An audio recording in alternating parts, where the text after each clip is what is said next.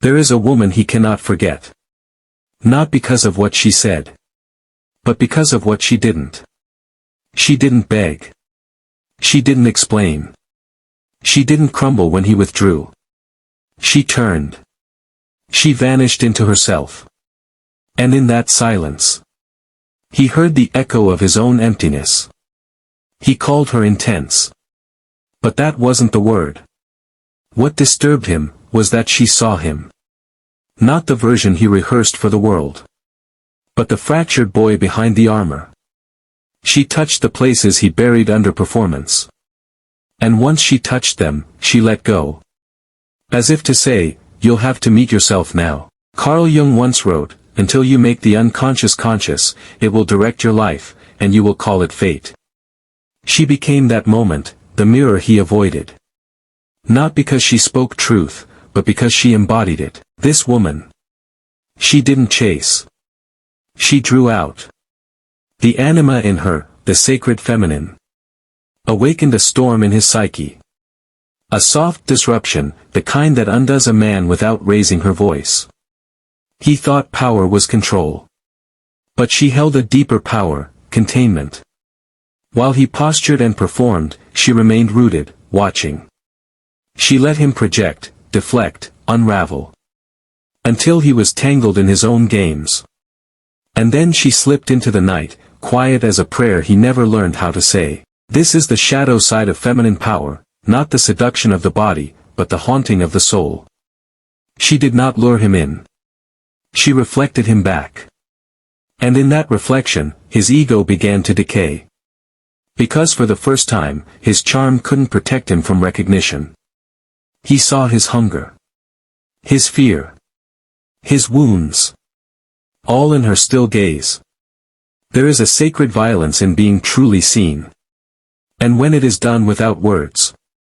When a woman simply is. A man begins to question every mask he's ever worn. She became the beginning of his shadow work. Not by force, but by essence. Not by action, but by energy. She was not always this way. Once, she too abandoned herself to be chosen. She too clung and chased and cried in secret. But over time, her brokenness became her teacher. The chaos of attachment taught her the serenity of boundaries. She met her own darkness. Not with shame, but with sacred reverence. She walked through the corridors of abandonment, stood inside the ache of betrayal, and whispered to herself, I'm still here. And when a woman no longer fears her own aloneness, a man can never use his absence as power.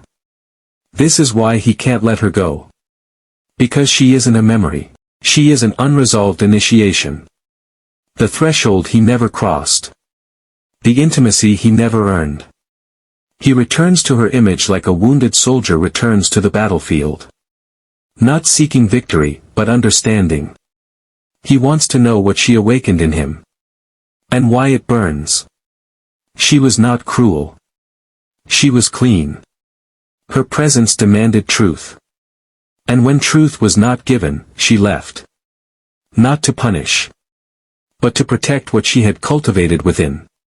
She understood the law of energetic balance. That what is not reciprocated must be released. And now, he sees her everywhere. In dreams. In strangers. In moments of stillness. Not because she was perfect, but because she was honest. And nothing haunts the ego like the memory of what it could not manipulate. This is not a story of heartbreak. This is the myth of the awakened feminine. And the men who try to tame what they do not understand. She is not cold. She is not distant. She is simply anchored. And until he meets himself, he will never meet her again. Outro, fading visuals, a candle going out, echoing music. Because the shadow side of feminine power isn't in what she does to him. It's in what she reminds him of. The parts of himself he still refuses to love. And that is why he can't let her go.